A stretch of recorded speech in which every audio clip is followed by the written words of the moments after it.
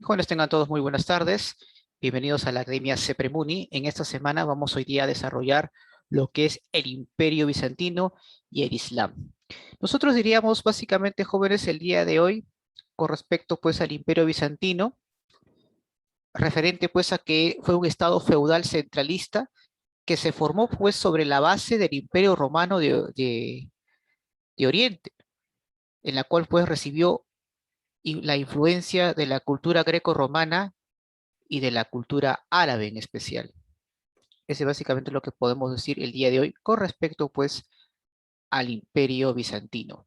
Recordemos un poco de los antecedentes para más o menos entender un poco acerca de cómo es que se originó el Imperio Bizantino. Todos recordamos pues que el Imperio Romano era inmenso y bueno, Teodosio, el emperador Teodosio decide pues dividir el imperio entre sus dos hermanos, ¿verdad?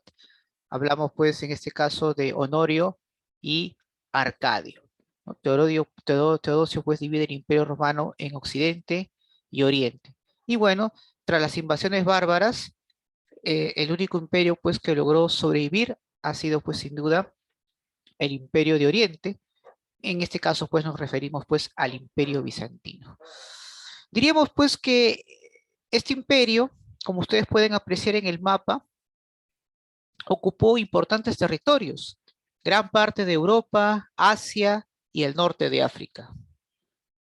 Hay que recordar pues que el imperio controló la península balcánica principalmente y parte del sector de Asia Menor, ¿correcto? Muy bien, ¿no?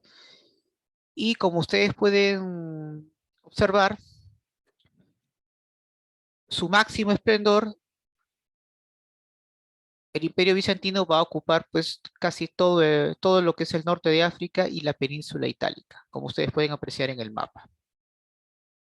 ¿Cómo es así, profesor, que surge el Imperio Bizantino? Bueno, como les mencioné, el Imperio Bizantino surge como consecuencia pues de la crisis política que se estaba desarrollando en ese momento. Hablamos pues del esclavismo romano.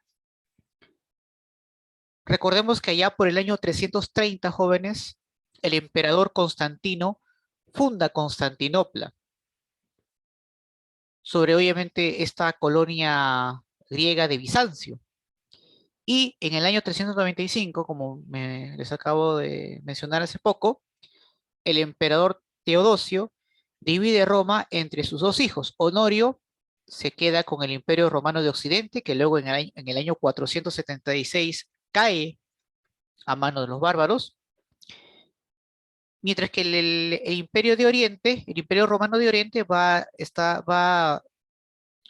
a ser para Arcadio, en el cual pues el Imperio Bizantino va a durar 1000 años más. Recuerden que el Imperio Bizantino cae en el año 1453 todavía. Muy bien. Entonces, este es muy importante siempre resaltarlo. Entonces, cuando cae el Imperio Romano de Occidente, jóvenes, el Imperio Romano de Oriente va a mantener la unidad política. Eso es importante. ¿Y cuáles van a ser esta unidad? ¿Cuál va a ser el mecanismo? ¿Cuál va a ser, digamos, el instrumento por el cual va a mantener la unidad del Imperio Bizantino? El poder centralizado gracias a su aparato burocrático y al cristianismo, jóvenes. Esto es fundamental, ¿no? El cristianismo es sin duda, fue el elemento unificador del Imperio Bizantino, que justamente va a permitir la cohesión ideológica para poder enfrentar pues la expansión del Islam, una, un movimiento religioso que amenazaba pues con invadir toda Europa. ¿De acuerdo? Entonces, este es fundamental. Entonces, quiere decir, profesor, que el poder centralizado, cuyos representantes es el grupo dominante y que estaba compuesto por la monarquía, el clero, los terratenientes, todos estos miembros, grupos importantes de las más altas esferas sociales, sin duda era el que va a mantener la unidad política, correcto, ¿no? Eso es muy importante. Algo que también tenemos que destacar del Imperio Bizantino, jóvenes, es en cuanto al comercio. Si bien es cierto, hay que recordar que la principal actividad fue sin duda la agricultura, es decir, aquí estamos viendo claramente pues los rasgos feudales que estaba viviendo la Europa de ese tiempo. El comercio fue también muy importante para el Imperio Bizantino. Hay que recordar que Constantinopla fue el eje de la actividad comercial, por el cual va a permitir ese vínculo entre Europa y Asia. En pocas palabras, la capital del Imperio Bizantino, Constantinopla, fue un puente comercial entre Europa y Asia. Entonces, es importante siempre tomar en cuenta. Muy bien. Ahora, vemos claramente pues que la estructura social encabezada pues por la nobleza, por las más importantes familias del emperador, los ejércitos, el clero, ¿verdad? El clero. Y en el último escalafón, pues sin duda tenemos a la población, al pueblo, conformada pues por artesanos, conformada por siervos, esclavos, etcétera, ¿no? Entonces ahí claramente estamos viendo la estratificación social. Profesor, en el ámbito cultural, ¿qué es sincretismo cultural? El Imperio Bizantino, y atento porque atenta porque te pueden preguntar eso en cualquier examen de admisión. Se le dice pues que el Imperio Bizantino se desarrolló un sincretismo cultural debido a que combinó elementos culturales de diferentes pueblos, como los árabes, los persas y otras culturas del lejano oriente. Es importante siempre resaltar esa parte, ¿sí? Muy bien.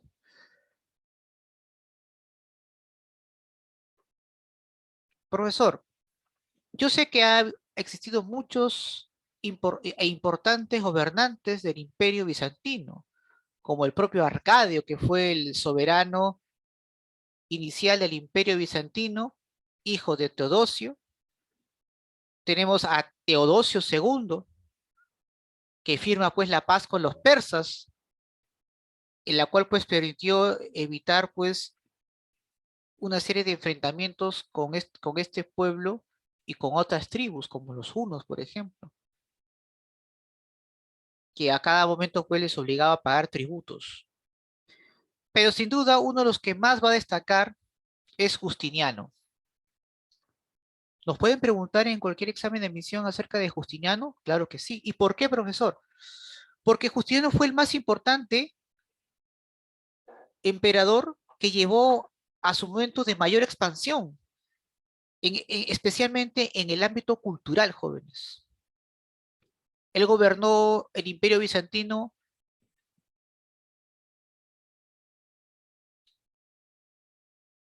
de una manera pero muy eficiente, como estadista que era. Por ejemplo, él logró expandir su territorio hasta zonas de Europa y el norte de África, como lo hemos visto en el mapa anterior. Tras la muerte de Justiniano, Bizancio pues va a empezar a decrecer, va a perder importantes territorios.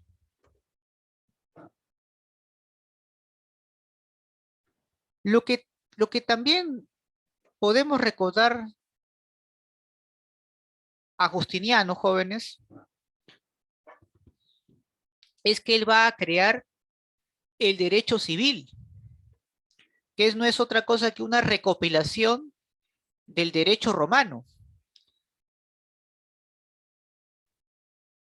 Esta recopilación de normas se le conoce también como el Corpus Iuris Civilis, cuerpo del derecho civil. que repito, no es otra cosa que una recopilación de todo el derecho romano, y que está dividida en estas partes. El Códex o el Código Justiniano, que es un compendio pues de las constituciones imperiales romanas.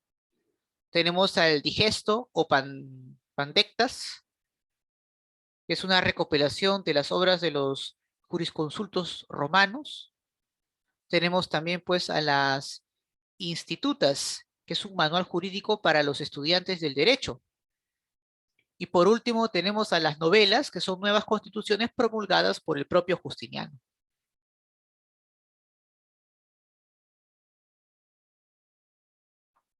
¿Qué otros aspectos podemos rescatar del Imperio Bizantino, profesor? Bueno, en cuanto a sus manifestaciones culturales, tenemos a los mosaicos, jóvenes. En los principales monasterios y catedrales bizantinos se realizaban figuras uniendo pequeñas piezas de vidrio, cerámica o piedra, como ustedes pueden apreciar. Aquí, observen. Ese es un arte bizantino. En cuanto a arquitectura, claramente pues destaca la Catedral de Santa Sofía, su famosa y enorme cúpula. Fue en su tiempo una de las más grandes catedrales. Sin duda es una gran obra arquitectónica que al final va a ser tomada por el sultán Mehmed II, allá por el año 1453. Constantinopla, jóvenes, dejó de ser cristiana para convertirse en un templo musulmán. Es más, Constantinopla deja de llamarse así y se rebautiza con el nombre de Estambul. Y actualmente Estambul es la capital ¿de qué país? A ver. Turquía. Turquía, muy bien, muchas gracias. Exactamente. Muy bien, claro. Entonces, no debemos olvidarnos de Justiniano, jóvenes, que pues logró pues consolidar el poder y que con una alianza con el alto clero, los militares y los nobles lograron pues un mayor esplendor, un renacimiento del Imperio Bizantino. Muy bien.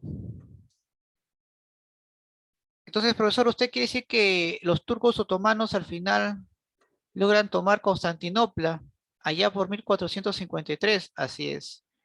Los muros que por mucho tiempo atrás eran impenetrables, los turcos otomanos lograron obviamente una hazaña importante, tomando pues la capital y obstruyendo la ruta comercial entre Oriente y Occidente, obligando pues a la burguesía europea a buscar otras rutas comerciales para llegar a las Indias. Muy bien. Vamos entonces ahora a hablar sobre el Islam, que es un tema también importante. Te hago una pregunta. ¿Es lo mismo decir árabe que Islam o son dos cosas distintas? ¿Tú qué dices?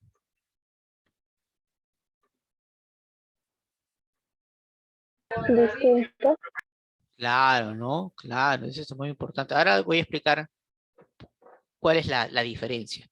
Pero primero, ¿cuál es el concepto de Islam? Muchos preguntarán. Bueno, es una religión monoteísta fundada pues por el profeta Mahoma allá por el siglo 7.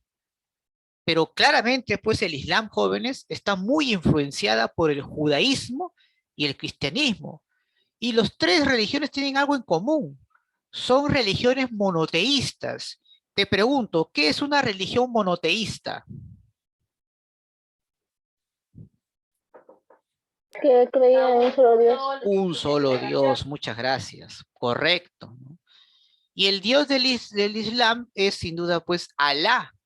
¿Qué significa sumisión? Bueno, Islam, ¿no?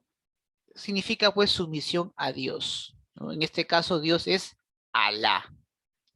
Profesor, ¿y cómo se van a llamar sus creyentes? Ah, se les va a llamar pues musulmanes, pero por lo general pues es conocido como los muslim. ¿Y qué significa musulmán o muslim, profesor? Significa los resignados.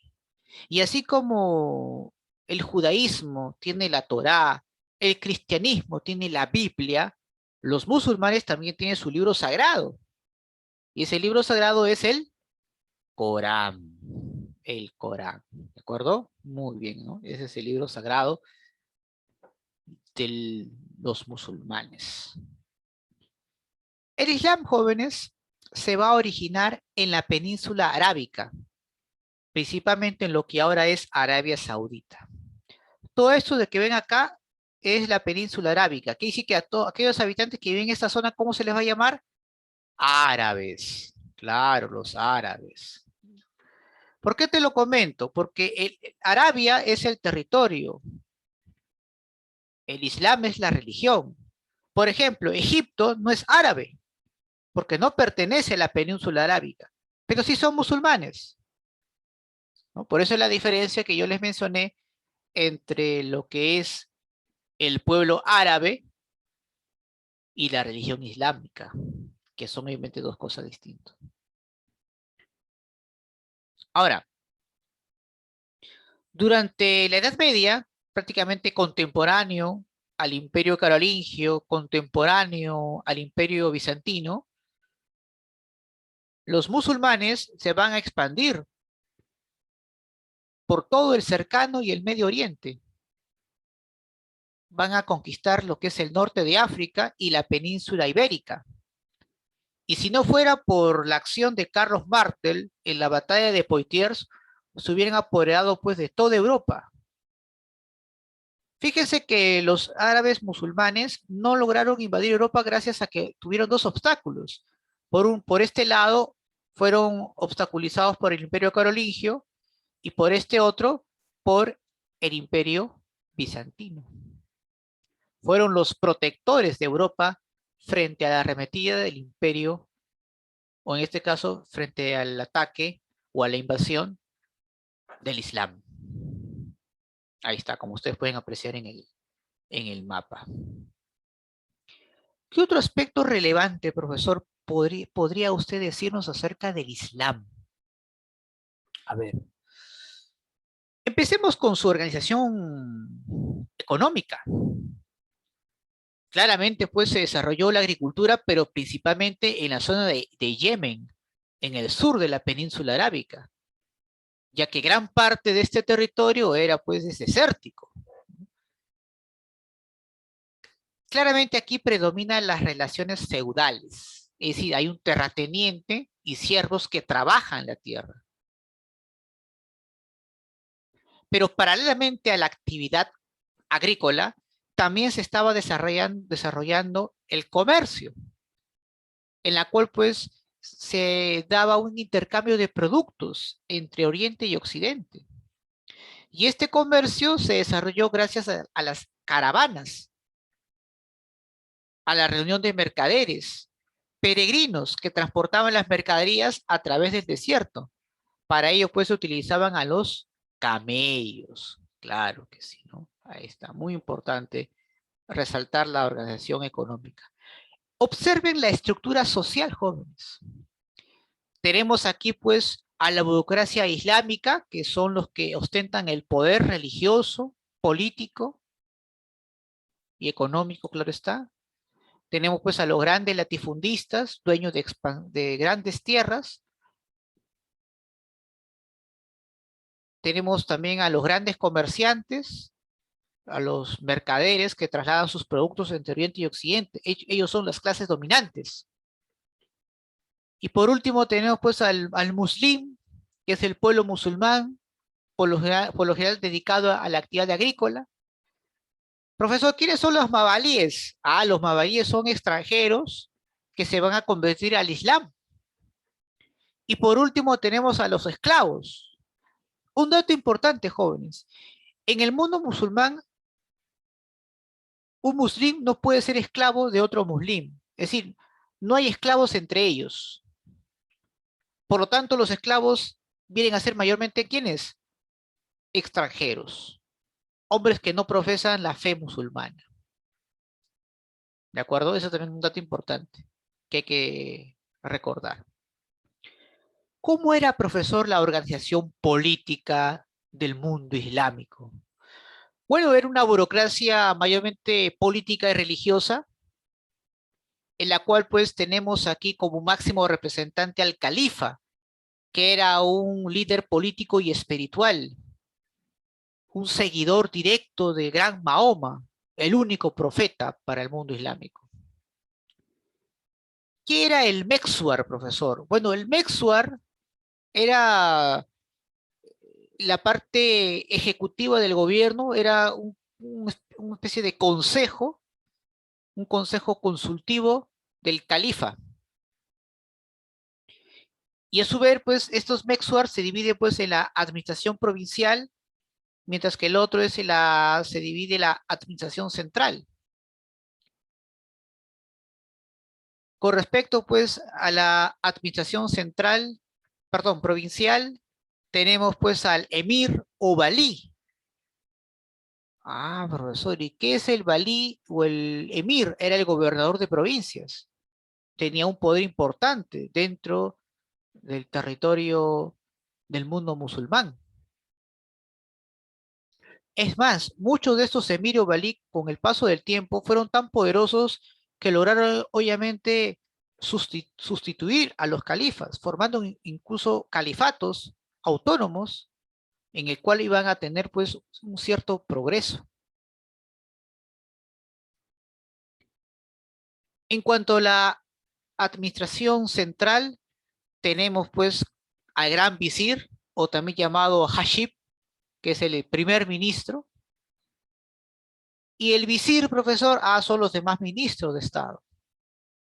Tenemos al diván, que es el tesorero real. Tenemos al cadí, que es el juez que va a aplicar, de acuerdo a su postura religiosa, la ley islámica. Ahí está. Importante siempre tener en cuenta la estructura política del Islam. ¿Correcto? Muy bien.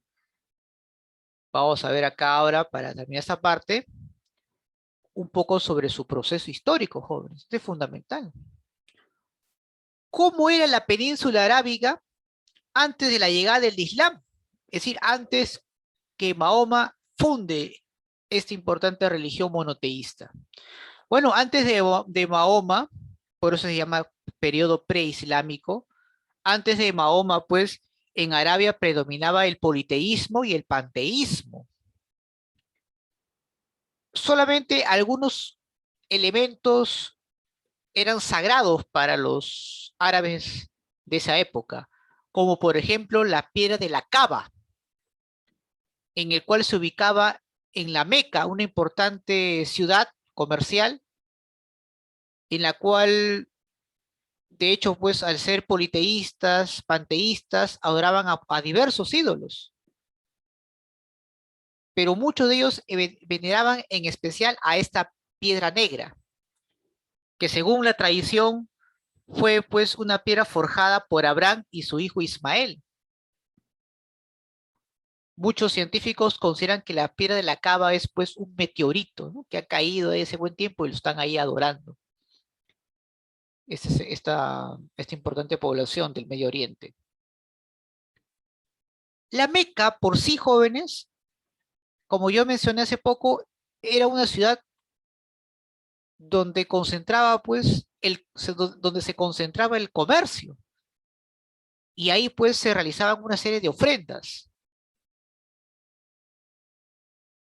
Habían sectores que controlaban justamente estas ofrendas, eran obviamente los sumos sacerdotes, llamados los coreishitas, por el cual obviamente controlaban el poder comercial gracias a la piedra de la Cava, gracias a las ofrendas que llegaban desde afuera.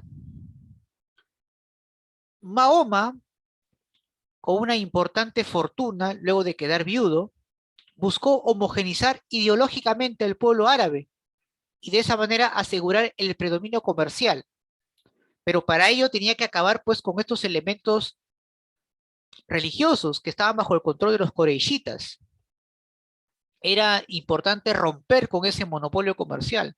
Por eso es que Mahoma plantea pues la, en este caso la propuesta de un solo Dios, Alá, y va a imponer su doctrina en esta ciudad. Por eso es que Mahoma va a ser perseguido por las autoridades de la Meca, por los comerciantes coreyitas que estaban atentando contra sus intereses. Mahoma huye de la Meca a la ciudad de Yatrib, en la cual Mahoma lo va a llamar Medina. Profesor, ¿por qué es importante este acontecimiento en el cual Mahoma huye de la Meca a Yatrib? Porque este acontecimiento, jóvenes, se conoce como la Égira, allá por el año 622. Profesor, ¿y qué es la Égira? La Égira es importante porque marca el inicio de la era musulmana. Así como para nosotros los cristianos empieza el tiempo con el sacrificio de Jesús, o con el nacimiento de Jesús, perdón, el año cero, para los musulmanes, el año 622, que es el tiempo cristiano, empieza pues su calendario, la era musulmana. ¿Correcto? Muy bien. Ahí está pues nuestro amigo Mahoma, ¿no? Periodo islámico. Ahora bien, tras la muerte de Mahoma, van a haber pues una serie de pugnas por llegar al poder, ¿no? Ahora pues, ¿quién va a ser el califa? ¿No? Y a lo largo de la historia del mundo musulmán van a haber tres califatos, principalmente. Tenemos pues el califato perfecto o el califato ortodoxo, cuya capital va a ser Medina, justamente el lugar donde se encontraba Mahoma. Aquí pues van a gobernar los parientes del profeta Mahoma, como es el caso de Abu Bakr, Omar, Othman, Ali, por ejemplo. ¿Qué me pueden preguntar, profesor, con respecto al califato perfecto u ortodoxo?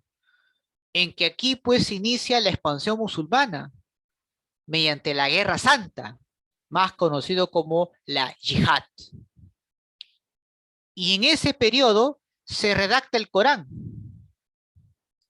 Pero también vamos a recordar este acontecimiento, jóvenes, ya que aquí se rompe, se divide la región islámica en dos sectas. Por un lado, los chiitas y por otro lado, los sunitas, que hasta el día de hoy son irreconciliables. ¿Por qué existen los chiitas y los sunitas, profesor? Muy bien. Como te mencioné, cuando muere Mahoma, pues obviamente no se van a poner de acuerdo quién va a suceder al profeta. Unos van a estar de acuerdo que sean los sucesores, los parientes de Mahoma, como es el caso de Abu Bakr, Omar y el último Ali. Justamente la palabra chiita significa los seguidores de Ali. Pero por otro lado, había un sector que consideraban pues que el representante de Mahoma debería pues salir del consejo. Y este consejo pues se llamaba Sunna, la Sunna. Y de ahí pues proviene pues el término sunita. Luego pues de una serie de enfrentamientos, surge el califato omeya. Esto se dio pues producto pues del levantamiento de líderes de provincia, los emir o los balí, ¿no? Que no van a reconocer a la autoridad establecida en Medina y más bien implementan un califato por el cual pues van a tratar de expandirse por varios sectores. ¿Qué nos pueden preguntar por respecto al califato omeya, profesor? Te van a preguntar, por ejemplo, que aquí se da un importante proceso de gran expansión territorial, en la cual pues logran conquistar vastos territorios, como por ejemplo en la batalla de Guadalete, donde conquistan la península ibérica, y que si no fuera pues por la acción de Carlo Martel en la batalla de Poitiers, allá por el año 732, los musulmanes también hubieran invadido toda Europa. Con el paso del tiempo, surge otra dinastía, la dinastía abásida, en la cual van a fundar pues su capital en Bagdad, otra rebelión contra el califato anterior. ¿Qué puede resaltar aquí este periodo, profesor, del califato abásida? Aquí, jóvenes, se va a dar pues el mayor y gran desarrollo comercial entre Oriente y Occidente. Al final pues son sometidos por los turcos selyúcidas. Se fundan otros califatos como el de Córdoba, un califato autónomo en la península ibérica. También se funda pues el califato de Fatimí en Egipto, allá por el año 973 aproximadamente. Pero sin duda pues el califato perfecto, el califato Omeya y Abásida son los más resaltantes del proceso histórico del Islam, jóvenes. ¿De acuerdo? No te vayas a olvidar esa parte. Muy bien. Para terminar este tema, vamos hoy día a hablar sobre algunos aportes culturales, como por ejemplo en el ámbito de la arquitectura, tenemos a la mezquita, que es el templo, ¿no? Tenemos pues Alcazaba, fortaleza, Alcázar, el palacio, por ejemplo. En cuanto a literatura, pues podemos destacar pues Las Mil y Una Noches, cuya protagonista pues es la famosa Sheresade, por ejemplo. En cuanto a ciencia, ellos crearon el álgebra, dieron grandes aportes en trigonometría, geometría, pero su fuerte es sin duda álgebra. También desarrollaron la alquimia, la base pues para el surgimiento de la química. Claro, la alquimia ellos son los grandes inventores. Ellos pues buscaban el elixir de la vida y la piedra filosofal, que era pues convertir los metales en oro. ¿Y en medicina, profesor, eran buenos? Por supuesto, ellos hicieron estudios de anatomía, cirugías de cataratas, fabricaron diversos jarabes. Justamente la palabra jarabe es un término pues árabe.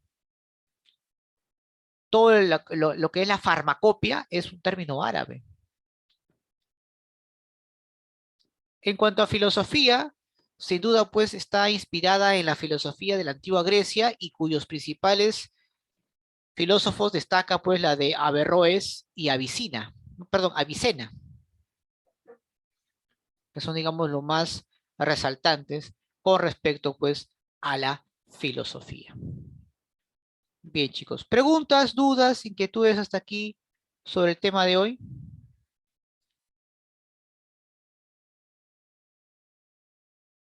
No, profesor.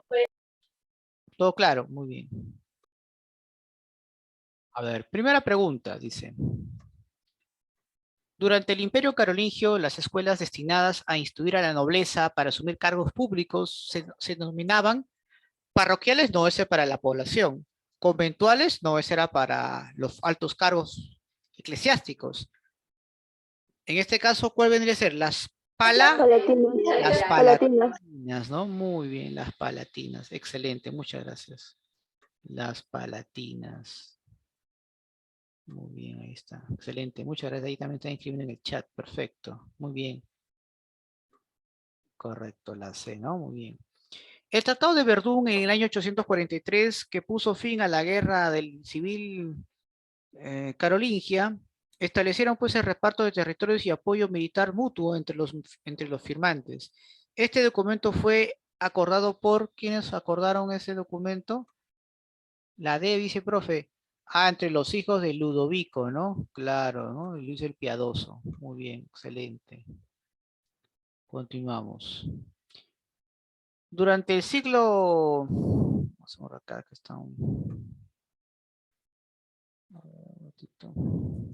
Ya.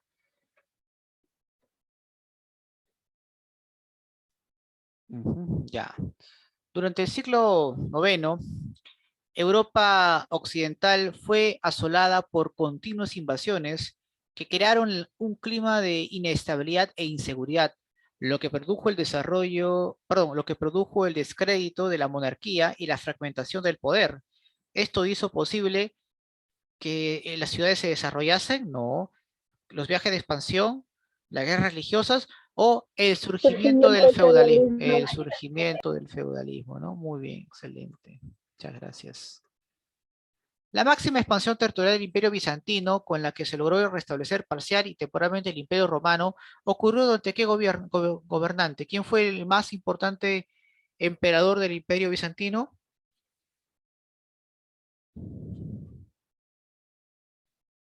Claro, Justiniano, muy Justiniano. bien. Excelente, muchas gracias. Identifique una de las principales obras arquitectónicas de carácter cristiano que se construyó en Constantinopla. ¿Se acuerdan, pues, de la catedral, no? La Catedral de Santa Sofía, ¿no? Claro, muy bien, excelente. Muy bien, muy bien, muy bien. Correcto. 6. Durante el gobierno del emperador Justiniano, la reacción contra la explotación sobre la población se hizo evidente en la...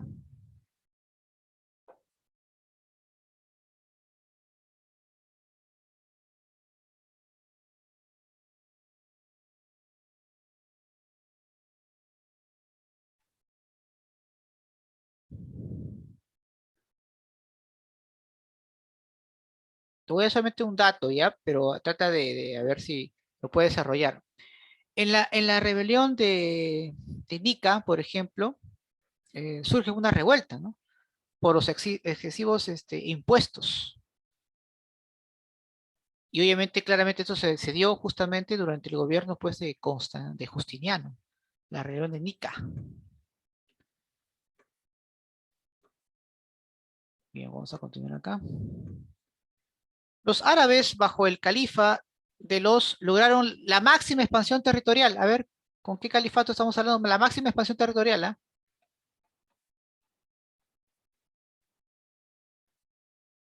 ¿Qué dicen ustedes?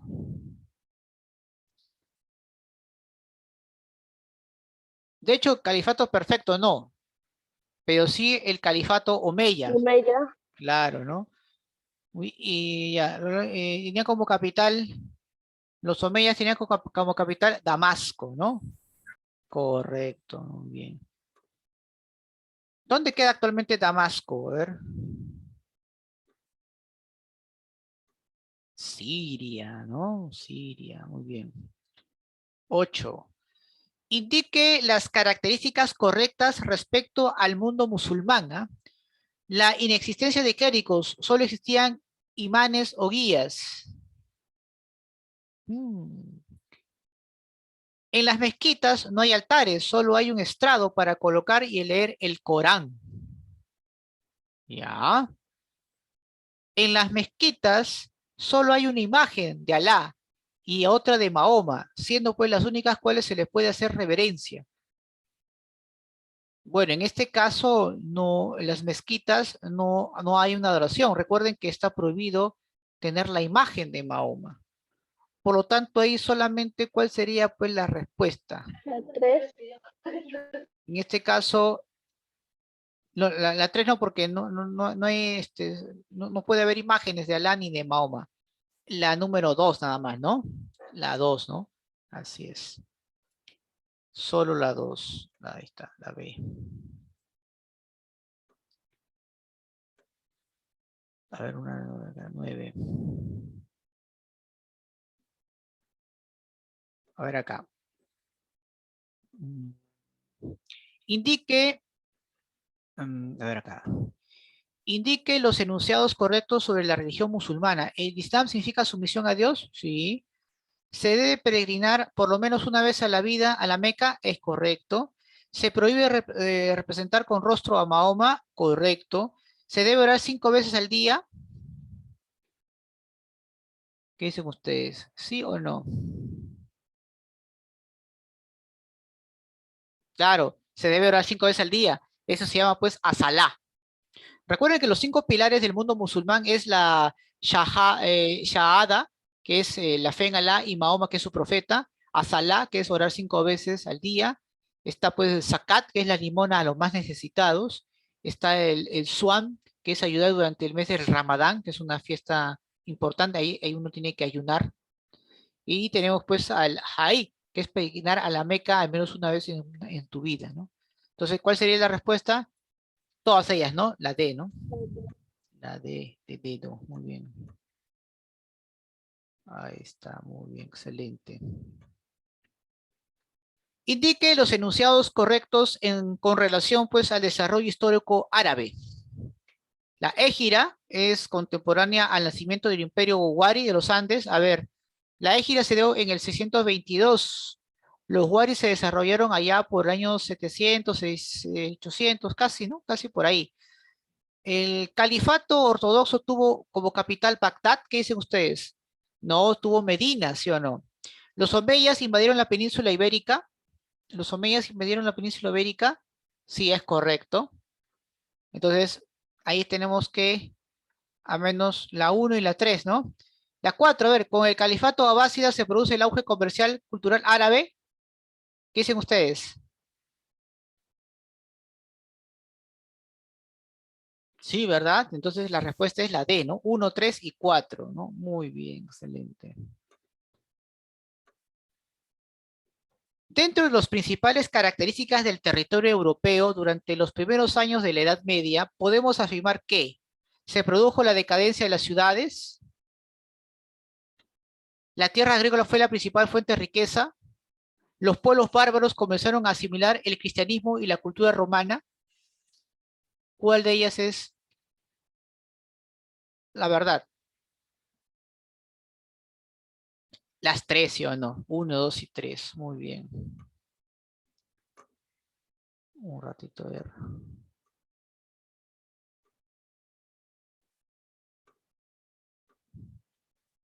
Con respecto a la ubicación de Constantinopla en el estrecho del Bósforo, entre el Mediterráneo y el Mar Negro, indique qué le permitió realizar al Imperio Bizantino. Conquistar la ciudad rusa de Moscú, propagar el judaísmo en toda Europa occidental, no, ellos no eran judíos, controlar las rutas comerciales claves entre Europa y Asia, o unir la Iglesia Ortodoxa Oriental y la Iglesia Católica. No, ¿cuál es la respuesta ahí? Yo sé que tú lo sabes.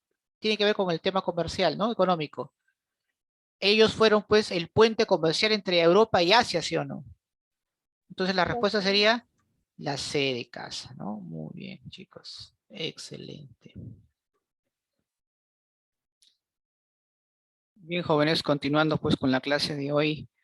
Ahora, en esta oportunidad, en cuanto a historia del Perú, vamos hoy a hablar sobre el Perú colonial y las reformas borbónicas. Profesor, ¿qué es el Virreinato del Perú? Por ahí muchos me preguntarán. Bueno, diríamos pues que es un sistema de gobierno de carácter colonial que ha sido implantada por la corona española en nuestro país, en nuestro territorio, en los años de 1542 hasta 1824. Miren, observen pues cuánto tiempo duró el Virreinato del Perú, en la cual estuvo a cargo de dos dinastías. La dinastía de los Habsburgo, por el cual pues el Virreinato del Perú era todo este territorio, como ustedes pueden apreciar, bajo la dinastía de los Habsburgo, o también llamada Casa Austriaca. Y tenemos pues de la dinastía de los Borbones, donde ahí el virreinato pues, se redujo más, creándose nuevos virreinatos, esta vez pues bajo la dinastía de los Borbones o la Casa Francesa, ¿correcto? ¿Quién fue el creador del virreinato? Este señor, Carlos I, o también llamado Carlos V. El virreinato fue creado por Carlos V o Carlos I, jóvenes, ¿ya? Carlos I por ser rey de España y Carlos V por ser el emperador del Sacro Imperio Romano Germánico. ¿Sí? Su creación se dio gracias a un documento que ha sido firmado por el propio rey. A eso se le conoce como las reales cédulas. Y este documento es nada más y nada menos que las nuevas leyes de Indias. Documento que surge en el año de 1542. ¿Correcto? Eso también es importante tener presente. ¿Por qué se creó el virreinato, profesor? El propósito era tomar el control directo de los recursos económicos. Lo que buscaba la corona española era que los encomenderos perdieran el poder y más bien enviar funcionarios desde la metrópoli hacia las colonias para poder obviamente gobernar más eficientemente el Perú.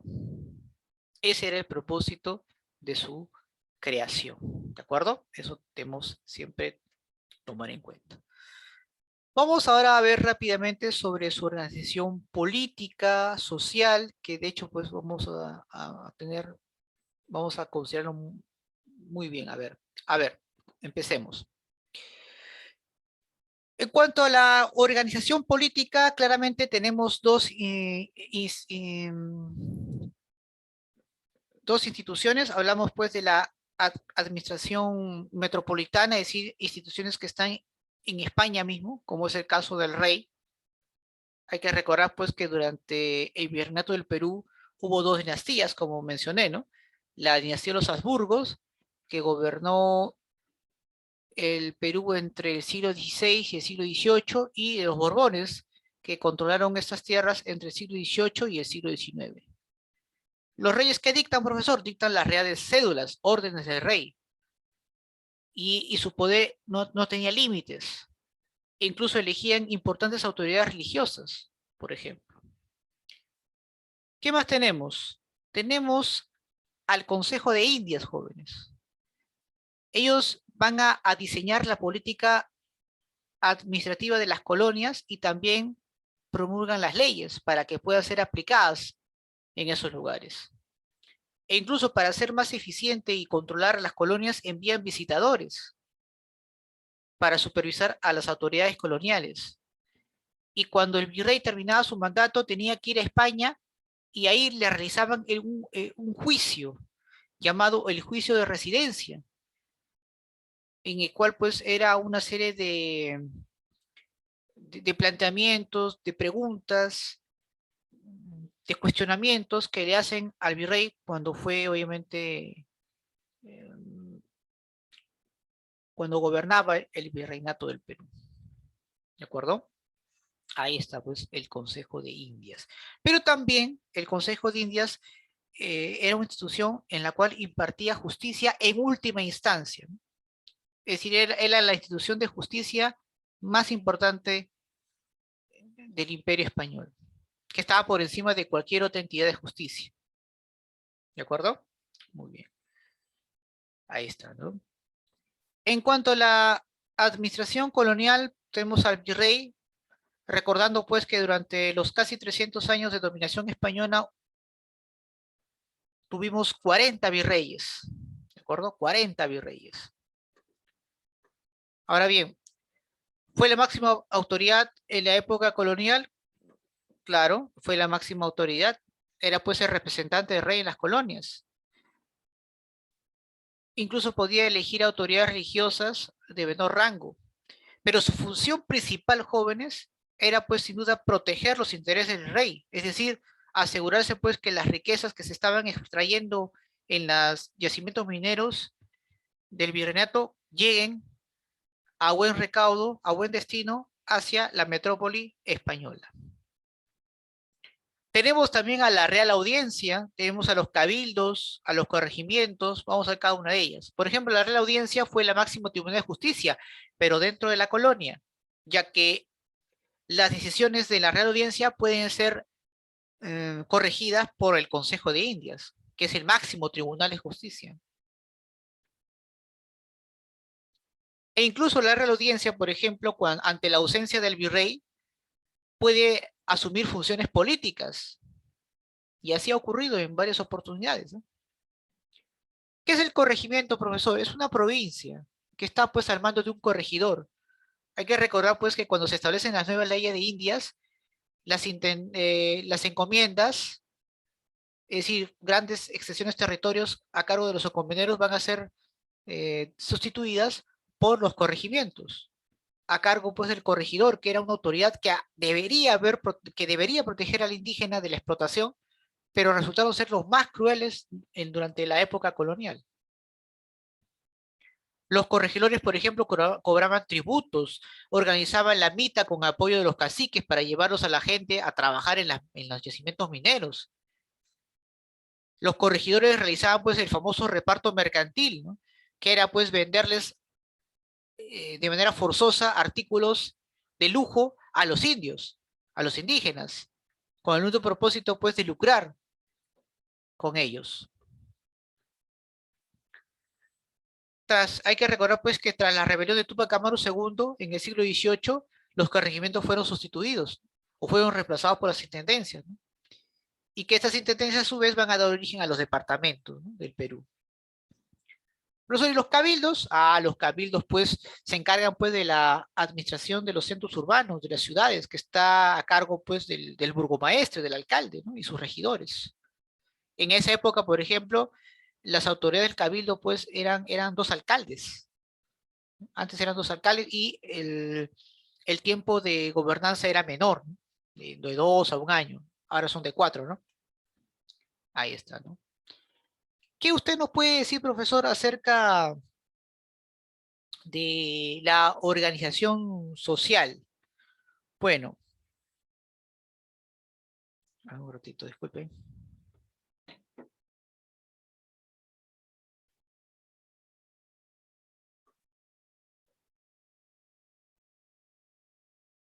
Bien, vamos hoy día a hablar rápidamente acerca de la estructura social en la época del Virreinato del Perú. ¿Cómo estaba la sociedad? Bueno, estaba estructurada pues en función a sus aspectos de origen racial, poder económico, e incluso de acuerdo a la actividad pues que realizaba cada individuo, ¿no?, de acuerdo pues a sus tradiciones culturales que cada uno poseía.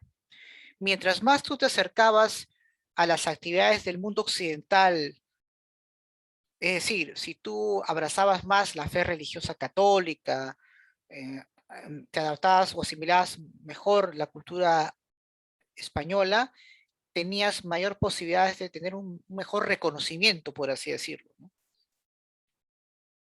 Ahora bien, la cultura occidental aquí va a predominar sobre las tradiciones andinas, y eso claramente pues es notorio, ¿no? Si bien es cierto, en muchos libros vemos pues que cuando se refieren a la estructura social, habla acerca pues de las repúblicas, ¿no? La República de Españoles, la República de Indios, pero bajo un punto de vista de clase dominante y clase dominada, creo que esta pirámide social está mejor elaborada. Por ejemplo, tenemos en la cúspide del poder a la nobleza peninsular. Ellos poseían los más importantes cargos en la colonia, como el caso del virreinato, por ejemplo. Tenemos a la aristocracia criolla, hijos de españoles nacidos en las colonias. Muchos de ellos van a tener importantes cargos, pero no de un nivel que sí lo tendrían o lo tenían las nobles de la península ibérica. Y luego tenemos a los caciques, descendientes pues de los nobles indígenas que apoyaron a los españoles contra los incas, aunque también habían panacas cusqueñas que eran en este caso muy condescendientes con las autoridades españolas, también lograron tener un importante nivel socioeconómico como clase dominante. En el sector más bajo tenemos a los criollos pobres, es decir, hombres mayormente que no provienen de grandes familias, pero que se dedican mayormente pues a su profesión u oficio. Tenemos a los mestizos, que es el resultado pues de esta fusión biológica entre españoles e indígenas, y tenemos a los propiamente indígenas, ¿no?, que dentro de ellos pueden ser indígenas libres o pueden ser mitayos, es decir, hombres que van a trabajar en las minas, en los talleres, etcétera. Están los yanaconas, hombres que van a tener un papel de servidumbre frente a los hacendados. Y por último tenemos a los esclavos, provenientes pues de África, ¿correcto? Ahí están los esclavos. Entonces esto es importante siempre tenerlos presentes. Muy bien. Vamos a ver ahora un poco sobre la organización económica, que de hecho pues va a ser importante tener en cuenta, ¿no? Hay que recordar pues que una de las características del Virreinato del Perú, o perdón, en este caso de la organización económica, es el monopolio comercial, jóvenes. Solo España podía comercializar con sus colonias, por ejemplo. Bajo este concepto surge pues el bullonismo, en la cual consiste pues en la acumulación pues de metales preciosos como monedas, lingotes, con la idea pues que eso iba a garantizar la prosperidad económica. En España se llamó bullonismo, pero mayormente lo conocemos como mercantilismo. Ahí está. Y van a haber dos instituciones que van a tratar de controlar el comercio, de acorde a los intereses de España y el Virreinato del Perú. Tenemos por un lado a la Casa de Contratación de Sevilla, en la cual pues velaba por el monopolio comercial, y por otro lado tenemos al Tribunal del Consulado de Lima, en la cual pues supervisaba las embarcaciones y también resolvía pues litigios, pero en el ámbito comercial, ¿correcto? Hay que tomar siempre en cuenta eso. Un ratito, chicos, perdón. A ver. Un ratito, disculpen, jóvenes. Ya. Entonces, justamente les mencionaba pues que existían dos instituciones que son las que iban a tratar de controlar el monopolio comercial, ¿no? Una de ellas era la Casa de Contratación de Sevilla, ubicada en España, y la otra era pues el Tribunal Consulado de Lima, ubicada pues en el Virreinato del Perú, ¿correcto? Muy bien. ¿Qué más? ¿Qué más tenemos, profesor? Bueno, hay que tomar en cuenta también pues lo siguiente, ¿no? Los impuestos coloniales, ¿no? Tenemos, por ejemplo, el quinto real, ¿no? Que era la quinta parte pues de los metales extraídos eran para la corona española, la alcabala, por la compra pues y la venta de mercancías, el almofarifazgo, que era pues un impuesto de carácter aduanero, en la cual se cobraba por la importación y exportación de productos. Tenemos pues a la medianata, que afectaba pues los sueldos de los funcionarios públicos. Tenemos pues al cabezón, que era pues por la venta de la propiedad rural que no había sido explotada. La avería era un impuesto para financiar a la Armada del Sur y para proteger a los barcos comerciales frente a los piratas y corsarios. Tenemos a la composición, que era pues un impuesto por la legalización de las tierras, el cobo, un impuesto por acuñar monedas, la derrama, un impuesto para financiar a la corona española en épocas de guerra, mayormente pues la derrama eh, y, y la avería eran pagadas por las clases dominantes principalmente. Formas de explotación de la mano obra indígena, profesor. Tenemos pues a la mita minera, en la cual el mitayo tenía que trabajar en la mina. Era pues el peor trabajo en la época colonial. Era muy cruel la forma de explotación en ese tiempo.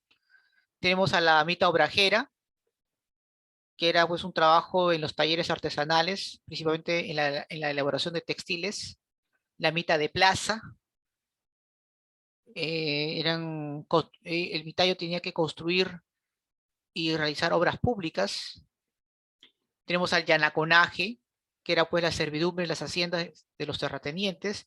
Y por último tenemos al pongaje, que era pues un servicio doméstico para el grupo dominante, ¿no? Principalmente, ¿no? Eso es básicamente lo que hoy día vamos, o lo que hemos estudiado, estamos estudiando. ¿Sí? Muy bien. Vamos a ver ahora rápidamente algunos aportes, algunas manifestaciones culturales de la época colonial, ¿correcto? En el cual pues vamos hoy día a tomar siempre en cuenta, ¿sí? A ver, vamos a ver acá un ratito, disculpen. Un ratito, chicos.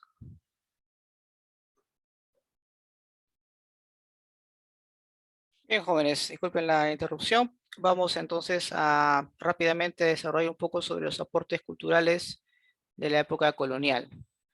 Por ejemplo, en cuanto a educación, la educación fue marcadamente elitista, memorista y dogmática. Aquí pues las universidades, los centros de estudio más importantes fue sin duda reservada solamente para las élites, es decir, para la nobleza peninsular y la aristocracia criolla, que eran pues los sectores más importantes económicamente hablando. Tenemos también pues a los colegios mayores, eh, reservada pues únicamente para los españoles y criollos de las clases altas también. quienes pues recibían pues una especie de educación, ¿no? Secundaria, algo así, ¿no? A ver, un ratito, chicos, disculpen. Ya. Bien, les estaba mencionando pues que con respecto pues al tema de la educación tenemos a los colegios mayores reservados solamente para españoles y criollos de las élites de las clases altas, quienes recibían pues una educación de un nivel no tan de repente de un, solamente con una educación solamente superado por la educación universitaria, ¿no? Porque en los colegios mayores era como una especie pues de educación secundaria, por así decirlo, ¿no? En cambio, los colegios menores eran pues anexos de los, mayormente pues los conventos, donde se impartía pues una educación elemental para los criollos de las clases medias, por así decirlo, o de aquellos que no representaban o que no eran parte de las grandes familias, y poco a poco también se le admitió a los mestizos. Pero te das cuenta pues que no iba a haber pues colegio para los indígenas, ni mucho menos para los esclavos. Pero sí había un colegio reservado para las familias o para los nobles de los caciques, ¿no? Colegio para caciques justamente, ¿no? Que estaban reservados pues para la nobleza indígena, ¿no? Y que está obviamente bajo la administración de los jesuitas principalmente. En cuanto a pintura, pues aquí claramente vemos sin duda una fusión, se fusionan aquí los elementos culturales hispánicos y andinos, principalmente pues tenemos aquí como máximo representante a Diego Quispetito, la escuela cusqueña, etcétera.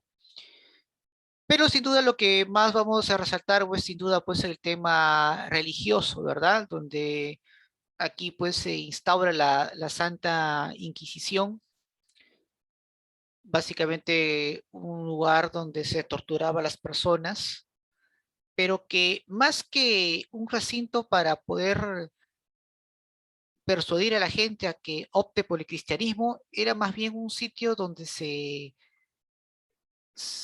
buscaba evitar conspiraciones o, o algún tipo de atentado contra el régimen colonial principalmente, ¿no? Hay que tomar en cuenta eso también. También hablamos pues del tema de la extirpación de idolatrías, ¿no? Para evitar pues que los indígenas puedan seguir adorando a sus deidades y más bien que sean sometidos a la fe católica, ¿no? Claramente vemos ese aspecto. Lo que hoy vamos hoy día a desarrollar rápidamente es sin duda, jóvenes, lo que es, en este caso, las reformas borbónicas. ¿Qué eran las reformas borbónicas, profesor? Bueno, es un proceso pues, de cambios promovidos por la dinastía de los Borbones para reestructurar pues, el imperio español en función pues, a los avances del capitalismo, por el cual pues, ya se había rezagado enormemente, ¿no? España se dio cuenta pues, que se había quedado dormido y más bien estaba viendo cómo Inglaterra, Francia, Holanda habían pues despegado económicamente. El objetivo pues era claro, ¿no? Era sin duda pues lograr una mejor explotación de los recursos en sus colonias y pese pues a la gran cantidad pues de colonias que tenía en diversas partes del planeta, España pues tenía una economía atrasada, ¿no? Como repito, se había estancado frente a las economías de Inglaterra, Francia, Holanda, etcétera. Ahora, a mediados del siglo XVIII, jóvenes, Inglaterra, pues, en Inglaterra se estaba produciendo pues una gran transformación, un desarrollo económico en la cual pues le permitió iniciar un proceso a la cual nosotros llamamos la revolución industrial, ¿correcto? Muy bien. Profesor, dígame ustedes algunos antecedentes, ¿no? Antes de poder entrar de lleno a las reformas borbónicas, claro. El último rey de la dinastía de Habsburgo era pues Carlos II, ¿no? En la cual pues murió sin dejar heredero. Carlos II tenía un sobrino nieto que está muy emparentado con la dinastía de los Borbones. Era justamente también pues pariente del rey de Francia, Luis XIV. ¿Quién es este personaje, profesor? Ah, era pues Felipe de Anjou, ¿no? Entonces, su tío, Luis XIV, respalda la propuesta, ¿no? De que sea Felipe el sucesor de la corona española. Pero tanto Inglaterra, Austria y Portugal e incluso el imperio prusiano se oponen porque consideran que esto permitiría pues una unión entre los tronos de España y Francia y claramente pues ellos veían amenazado el equilibrio geopolítico en Europa. Ellos temen pues que los tronos de España y Francia pues se unifiquen y puedan obviamente restablecer un poderoso imperio que pueda hacer y que pueda obviamente perjudicar sus intereses, ¿no? A Inglaterra, Austria, Prusia y Portugal. Y se produce pues una guerra, a la cual pues nosotros conocemos esto como la guerra pues de sucesión, ¿no? La guerra de sucesión española. Ahora bien, este conflicto termina con el Tratado de Utrecht. ¿Y qué es el Tratado de Utrecht, profesor? Aquí, pues, la dinastía de los Borbones se comprometen a mantener separados los tronos de España y Francia, que no van a unirse, sino a unificarse. Gracias, pues, a ello, Inglaterra, Austria, Portugal obtienen, pues, importantes beneficios territoriales y comerciales, ¿no? Frente a esta guerra contra España y Francia. Principales reformas, profesor. A ver, en el ámbito económico, el famoso navío de permiso, es decir, un barco británico podía llevar pues mercadería a la feria de Portobelo para poder trasladar esos productos hacia el Virreinato del Perú. Recuerden que antes había pues monopolio comercial. Con esta norma de navío permiso prácticamente se rompe poco a poco el monopolio comercial. El derecho de asiento, aquí pues Inglaterra va a abastecer a las colonias de España de esclavos que van a provenir prácticamente pues de África, ¿no? De África Occidental. Prácticamente le quitan el negocio a los portugueses con este tipo de tráfico de esclavos que van a cruzar el Atlántico para luego ser recibidos aquí en América. Tenemos pues también dentro de claro, tenemos el navío de registro. El navío de registro, pues ahora un barco registrado va a poder llegar acá a América y no va a tener pues límites de viaje y puede descargar cuantas veces quiera la mercadería hacia América.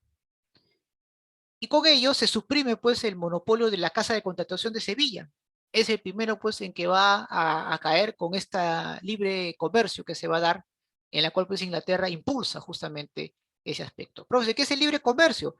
Bueno, fue sin duda pues una importante medida por el propio rey Carlos III, en la cual pues liberó el comercio entre entre España y sus colonias, por lo tanto permitiendo pues que otras potencias de Europa puedan comercializar con las colonias americanas. Por lo tanto, pues se van a crear pues nuevos puertos que van a competir con el puerto del Callao, que antes pues era un puerto exclusivo. ¿Qué puertos van a ser creados? Buenos Aires, Caracas, Valparaíso, por ejemplo. Se impulsa lo que es las aduanas terrestres, buscando pues garantizar pues una mayor tributación, y esto pues va a causar pues mucho malestar, no solamente en los criollos, en la nobleza indígena, sino también en la gran parte de la población. Justamente una de las razones por la cual Tupac Amaru II se revela es por el impuesto de las aduanas y otros aspectos también que iban a perjudicar enormemente, ¿no? A estos sectores. En el ámbito político, diríamos pues que van a implementarse nuevos virreinatos. Surge pues el virreinato de La Plata, el virreinato de Nueva Granada, supuestamente para descentralizar mejor la administración política colonial. También pues se crean las capitanías generales, ¿no? Que son jurisdicciones militares de menor jerarquía, que claramente pues eran para administrar zonas de poblaciones indígenas muy rebeldes, ¿no? Como es el caso de la Capitanía de Chile y la de Venezuela. Y bueno, como mencioné, pues estas capitanías tienen un rango inferior a los virreinatos y son gobernados por un capitán general.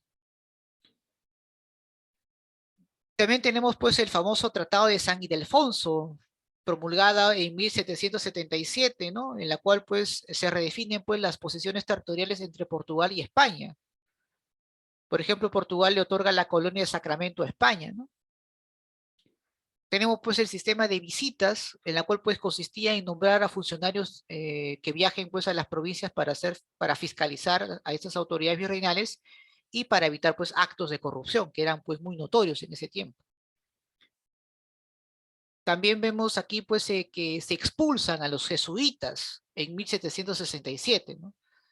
Tanto España como sus demás colonias de América van a aceptar, ¿no? O van a expulsar a los jesuitas. El pretexto era pues que España consideró pues que esta orden religiosa pues no era fiel a la autoridad a la autoridad del rey, pero eso no es cierto. Como los jesuitas pues tenían importantes patrimonios, el rey de España pues deseaba las riquezas de los jesuitas y es por eso pues aprovechando estas reformas los expulsa, utilizando como pretexto que los jesuitas pues atentaban contra la autoridad del rey y sus colonias, pues se apoderan pues de los bienes de esta orden religiosa. Y bueno, los corregimientos van a ser reemplazados por por las intendencias, ¿no? Por las intendencias. Ahí está, claramente hemos visto esa parte. Muy bien. ¿Cuáles son las consecuencias, profesor, de las reformas borbónicas? Bueno, una mayor presión fiscal sobre la población, por tanto, pues van a haber levantamientos. Y justamente como consecuencia de las reformas borbónicas van a haber pues grandes rebeliones, las famosas rebeliones indígenas. La más trascendental sin duda va a ser la de Tupac Amaru II. Va a haber pues una mayor competencia comercial, el puerto del Callao ya no es el único puerto importante, va a tener que competir con otros puertos como Valparaíso, Caracas, Buenos Aires, etcétera, ¿no?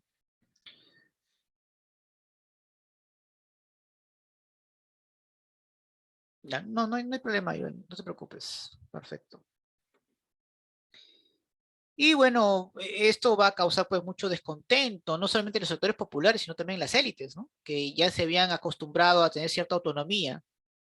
Y lo que quería la corona española con estas reformas es más bien restablecer el orden, el centralismo, la autoridad por parte de la metrópoli sobre las colonias.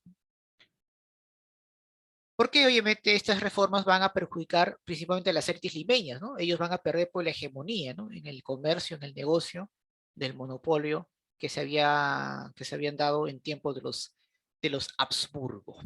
Muy bien, chicos. Vamos a desarrollar pues algunas preguntitas antes de terminar nuestra clase. A un ratito.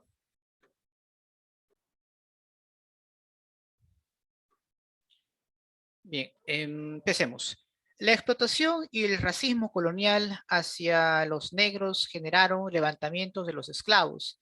Estos, a su vez, se organizaron, organizaron palenques, que fueron, a ver, te explico, los palenques eran lugares donde los esclavos van a refugiarse una vez que se hayan tratado de fugar de estos lugares, ¿no? Del lugar donde eran explotados. Entonces, estos palenques que eran los pueblos indígenas de la colonia, eran los cuarteles militares virrey, eran las fortalezas costeras contra los piratas o eran pueblos de esclavos fugitivos. La D.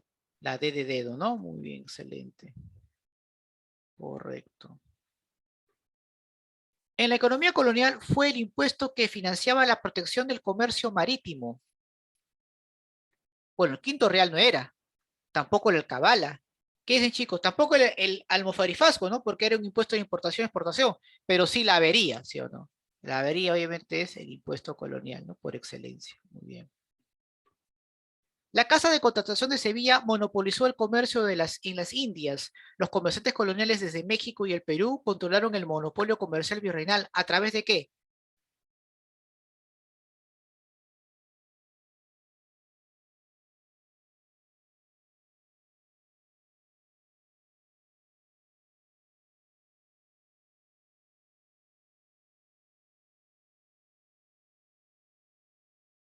En este caso, el que se encargaba aquí en el virreinato era, pues, sin duda, el Tribunal del Consulado de Lima, ¿no?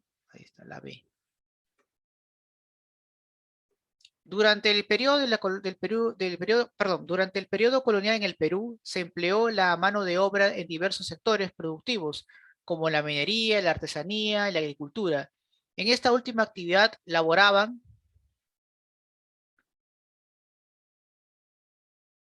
los trabajadores temporales que terminado el trabajo se reintegraban a sus comunidades, las personas que pagaban dinero a cambio de una parcela o chacra, los campesinos organizados en guerrillas montoneras, los indígenas que trabajaban a cambio de un salario en las haciendas costeñas.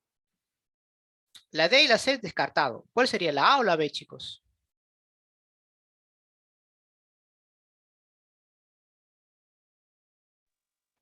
B.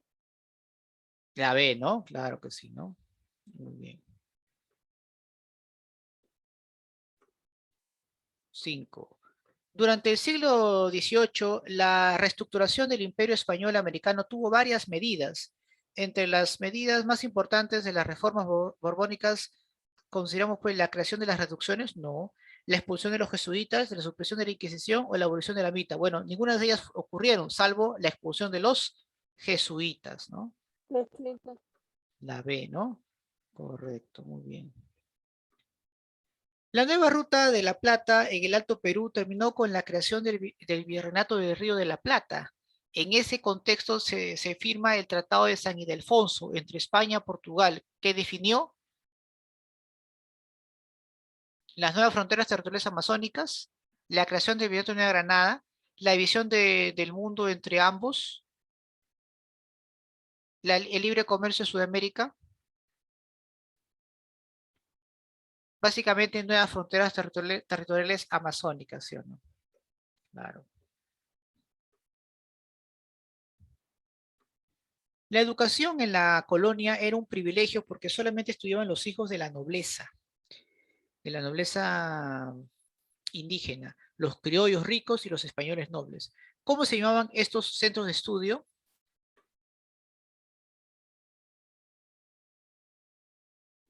Colegios menores y públicos, colegios para la nobleza de sangre y españoles, colegios públicos y privados, con los colegios menores y los colegios Mayor. mayores. Muy bien. Científico alemán cuyas obras vistas en la Cordillera de 1810 y Cuadros de la Naturaleza de 1808 son los volúmenes con los cuales da más referencias sobre nuestro país. También se le debe pues su estudio al nivel universal sobre la corriente marina que circula pues al sur del norte del mar y que lleva su nombre. ¿Eh? La corriente peruana también se le conoce como,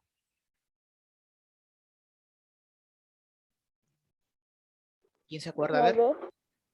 Claro, Alejandro von Humboldt, ¿no? Claro, correcto. La B. Señalen los enunciados correctos sobre la educación colonial. Los criollos no tenían acceso a la educación, sí lo tenían. Los colegios de indios preparaban intermediarios políticos y culturales para garantizar la continuidad del aparato de dominación colonial. No, no era cierto. Las primeras universidades fundadas en el Perú fueron San Marcos y la Pontificia Universidad Católica. No. A ver, vamos a ver acá. Ah, sí, la 2 es correcta, ¿ya chicos? Sí, en este caso, los colegios de caciques, en realidad debe llamarse acá, preparaban pues intermediarios políticos. Claro, los preparaban, los educaban justamente al estilo español para que ellos sirvan de intermediarios con la población. Entonces la respuesta es solamente la 2, ¿ya? La B. Correcto. Perdón. Está. Continuamos. Relacione correctamente sobre los funcionarios e instituciones políticas del virreinato. Cabildo, ¿con qué lo relacionamos? Con la administración de ciudades, ¿sí o no? Uno con C. Corregimiento, ¿con qué lo relacionamos?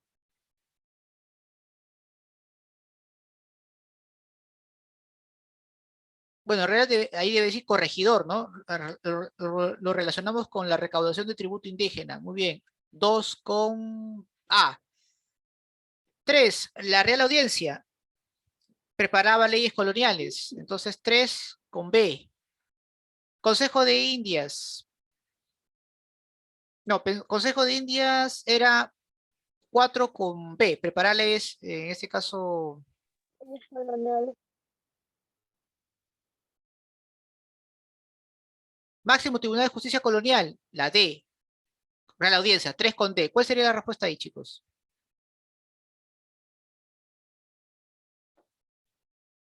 Cabildo, La recuerdan 1 con C, ¿ah? Y 2 con A. D. La de dedo, ¿no? Porque la 4 con la B, a ver, la 4 con la B, Consejo de Indias, preparar leyes coloniales, correcto. La D de dedo. Muy bien, listo. Última. Luego de la Guerra de Sucesión Española, la dinastía francesa Borbón se estableció en la corona española. ¿Cuál fue la causa por la cual esta dinastía promovió profundas reformas en sus colonias americanas? ¿Quería combatir las reuniones indígenas? No, eso fue una consecuencia de ello, de las reformas borbónicas. ¿Tenían conflictos territoriales con Inglaterra? ¿Buscaban garantizar una explotación más rentable de sus recursos? ¿O necesitaba fomentar el progreso del virreinato del Perú? ¿Tú qué dices? Recuerden que las reformas borbónicas eran porque necesitaba pues explotar más eficiente y que les fuese rentable, ¿no? Los recursos que tenían en sus colonias. Y eso perjudicaba enormemente pues a los criollos y a los sectores populares también. Ajá, la letra C de casa. Muy bien, chicos. Bien, jóvenes, estamos despidiendo. Cuídense, que tengan pues una linda tarde. Nos vemos entonces en una próxima oportunidad. Estudien. Mañana tenemos un seminario acerca de los incas, ¿ya? Así que los espero a las 6 de la tarde. Cuídense. Buenas tardes. Chao, profesor. Igualmente. Un fuerte abrazo a todos. Bye bye.